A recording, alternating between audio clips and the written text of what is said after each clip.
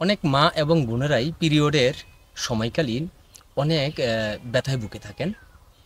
তো ব্যথায় ভুগাটা এটা আমরা স্বাভাবিক প্রক্রিয়ায় মেনে নিই না, কেননা এটা একটা সমস্যা। আর আজকে আমি আলোচনা করব প্রাকৃতিকভাবে কিংবা ঘরোয়া পরিবেশে আপনি কিভাবে এটা ট্রাই করবেন, যে ব্যথাটা কিভাবে আপনি নিরাময় করবেন।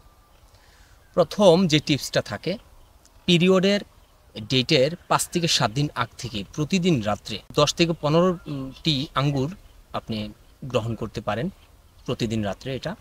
আর যদি এটা না পারেন, কেউ যদি পিরিয়ডকালীন যদি ব্যথা হয়ে থাকে, পিরিয়ডকালীন সময়ে আপনি কিছু ভেষজ চা ব্যবহার করতে পারেন, তলপেটে গরম সেঁক দিতে পারেন। তারপর হচ্ছে কিছু ম্যাগনেসিয়াম ধরনের খাবার, আরামপ্রদ ব্যায়াম, আর পরিশেষে প্রচুর পরিমাণে তরল পদার্থ খাবেন। তবে এই সময়ে অবশ্যই টক জাতীয় খাবার পরিহার করার সম্পূর্ণভাবে চেষ্টা করবেন।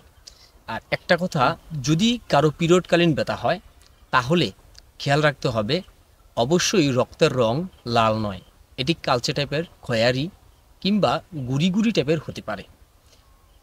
এই বিশেষ কিছু কারণেই পিরিয়ডকালীন ব্যথা হয়ে থাকে।